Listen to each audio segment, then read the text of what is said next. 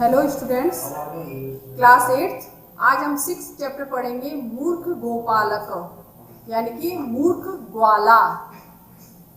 पुरा एकस्मिन् ग्रामे माधवो नाम कश्चित् गोपालक आसीत्। पुराने समय, एक समय की बात है, पूरा पहले एकस्मिन् ग्रामे, एक गांव में माधव नाम का कश्चित् गोपालक आसीत्, कोई ग्वाला था। तस्य गृहे नंदिनी नाम के गो आसीत्, उसके घर में नंदिनी नाम की गाय थी। तस्या दुग्धम विक्रीय स सुखेन जीवनम यापनम करोति स्म, उसके दूध को बेचकर वह सुख से अपना जीवन यापन करता था।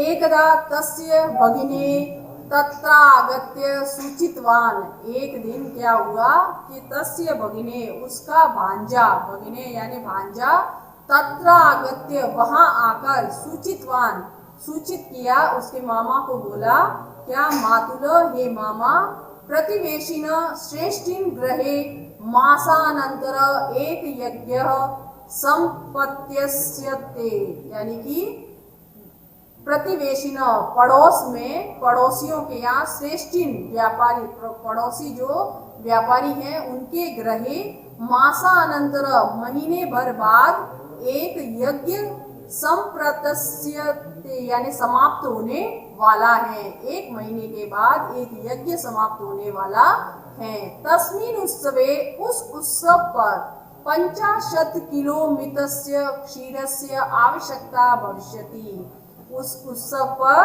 वहां पर 50 किलो दूध की आवश्यकता होगी। इदमाकर्ण्य माधव अचिंत्यत, यह सुनकर वह ग्वाला, वह माधव अचिंत्यत, सोचने लगा कि 50 किलो मित पय अस्तु दस्यामी, मैं 50 किलो लीटर दूध उसको दूंगा। एतान मात्र पय विक्रय बहुधनम प्राप्यस्य, यानी कि इस इतने सारे दूध को विक्रय बेचकर बहुत सारा धन प्राप्त करूंगा। येन एकस्या भवनस्य निर्माणं करिष्यामि, और उस धन से मैं एक भवन का निर्माण करूंगा, एक घर बनवाऊंगा, बड़ा सा मकान बनवाऊंगा। तो इस तरह से वह सोचने लगा। अथम प्रसन्न माधव स्वधेनुम अहर्निशम सेवत, और इस तरह से प्रसन्न होकर वह माधव स्वधेनुम, अपनी गाय को, अहर्निशम, अहर्निशम का मतलब होता है दिन रात, वह अपनी गाय को दिन रात सेवते, यानी कि सेवा करने लगा। वह अपनी गाय की दिन रात सेवा करने लगा। स तस्या रज्जु धृत्वा तस्य तृप्ति पर्यंत प्रभुत घासादिकम ददाति, और वह प्रसन्न होकर वह माधव तस्या रज्जु, उसकी रस्सी को पकड़कर, धृत्वा यानी पकड़कर, तस्य उसको, तृप्ति पर्यंत पेट भरने के बाद भी, प्रभुत बहुत सारी घासादिक ददाती, घास आदि उसको देने लगा, उसके लिए हरी हरी घास लाने लगा और उसको खिलाने लगा। जले पायती, और पानी पिलाता उसको, टाइम टाइम पर पानी पिलाता, पेट भरने के बावजूद भी उसको पानी पिलाता रहता। विषाणयो तेलम करोती, और उसके जो दोनों सींग थे उनके ऊपर तेल की मालिश करता। प्रातः साय च ताम तिलक करोती, और सुबह शाम उस गाय को वह तिलक करता। यदा कदा गुड़ाधिक मपि भोजयति, और जब कभी उसके भोजन में उसको गुड़ भी खिलाता था। स सर्वदा चिंतयामास, वह हमेशा यही सोचता रहता था कि एक बार ग्रहीष्यामि पयोस्या प्राजो मुस्व, यानी कि मैं एक ही बार में इससे बहुत सारा दूध ले लूंगा, इससे बहुत सारा दूध इससे ले लूंगा। इसलिए उसकी दिन रात सेवा करने लगा। इतस्य सेवा निरंतरस्य तस्य 1 मास व्यतीत, और इस तरह से निरंतर सेवा करते हुए उसको 1 महीना बीत गया। अस्मिनानन्तरे तस्या भार्या लीलावती पितृगृहात् प्रत्यावर्तत, और इसी बीच अस्मिन अनंतर यानी कि इसी बीच उसकी भार्या, उसकी पत्नी, भार्या का मतलब होता है पत्नी, लीलावती, लीलावती नाम की उसकी जो पत्नी थी वह पितृगृहात् अपने पापा के घर से यानी मायके से प्रत्यावर्तत लौटकर आ गई। माधव ताम तत्व सर्व विस्तारेण अकथयत, और माधव ने उसको वह सारी बातें विस्तार पूर्वक बताई गई। इस तरीके से पड़ोस में एक यज्ञ होने वाला है और 1 महीने बाद में हमें 50 लीटर दूध उनको देना है, तो 50 किलो दूध देना है उनको। तो ये सारी बातें उसने अपनी पत्नी को बताई। तो सत्वर, वह दोनों जल्दी ही, सत्वर यानी जल्दी ही, कुंभकारस्य गृहात्, जो कुम्हार था, पास में कुम्हार रहता था, उसके घर जाकर घट दशक कृतवंतो, 10 घड़े खरीद कर लेके आ गए। यानी वह दोनों गए जल्दी से और 10 घड़े खरीद कर, मिट्टी के घड़े खरीद के दूध डालने के लिए 10 घड़े खरीद कर लेके आ गए। तथैव प्रतिवेशी दुग्धाया तम आकारयत, और तब उसने प्रतिवेशी दुग्धाया तम, उस गाय को दोहने के लिए अपने पति माधव को आकारयत बुलाया। माधवस्तु सपदी पंचोपचारे ग्राम अपूज्यत, अब माधव सपदी जल्दी ही, सपदी का मतलब होता है जल्दी ही, पंचोपचारे 5 पूजन सामग्री, 5 पूजने की सामग्री, जैसे कि तिलक करने के लिए हल्दी, रोली, ये सारी सामग्री व 5 पूजने की सामग्री ग्रामम अपूज्यत लेकर आकर और उस गाय को पूजा। सबसे पहले उस गाय को पूजा। पात्र हस्त दोहनाए गो समीपम अगच्छत, और अपने हाथ में धोने के लिए पात्र लेकर यानी बाल्टी आल्टी धोने के लिए लेकर गो समीपम अगच्छत, गाय के पास गया।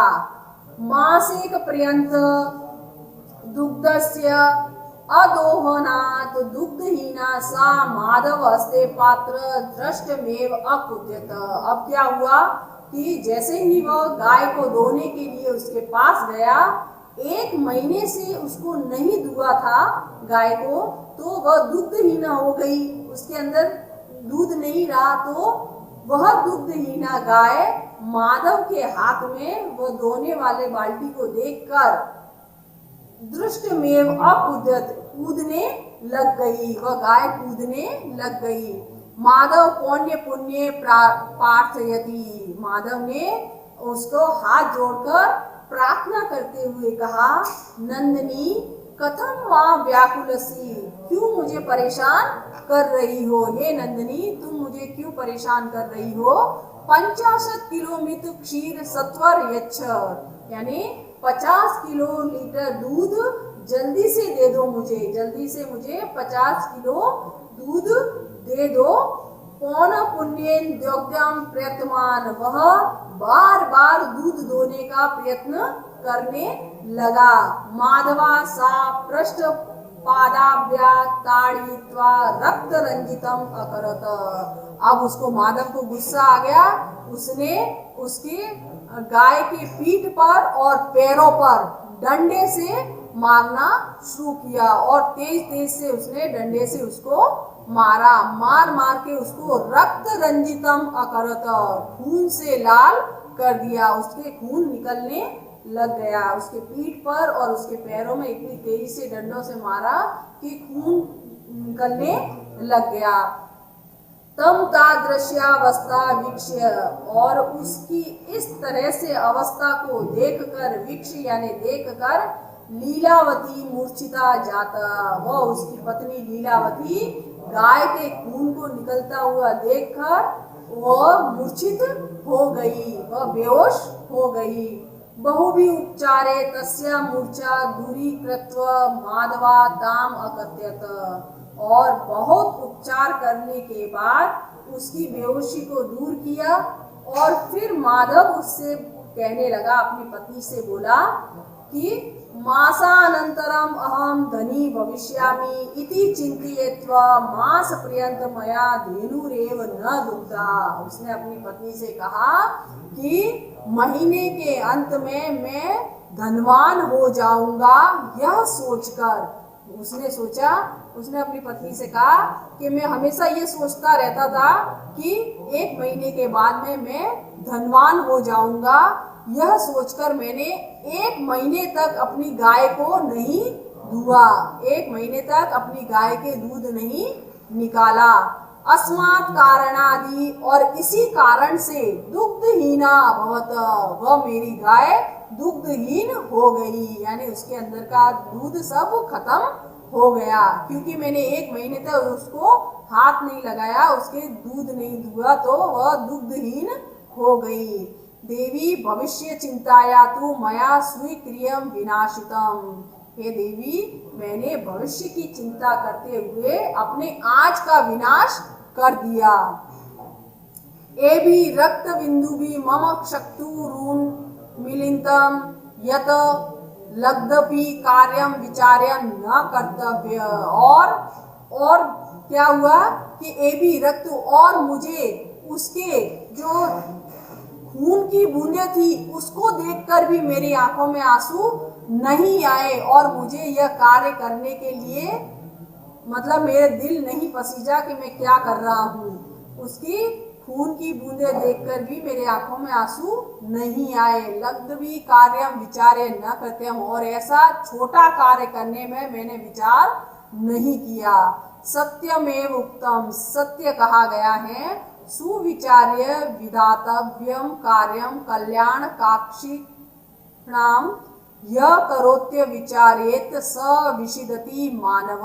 सुविचार्य विद्याम, यानी कि भविष्य में मैं खुश रहूंगा, यह सोचकर जो कार्य करते हैं, जो लोग यह कार्य करते हैं, वह स विशिदति मानव, वह हमेशा मनुष्य दुखी रहता है। यानी कि भविष्य की चिंता करते हैं कि भविष्य में मुझे यह फल प्राप्त होगा, यह काम करने से यह फल की प्राप्त होगी, ऐसा विचार करने वाले मनुष्य हमेशा दुखी रहते हैं। यह करोत्य विचारेत स विशिदति मानव, जो ऐसा विचार करता है वह मनुष्य हमेशा विशिदति का मतलब होता है परेशान, दुखी रहता है।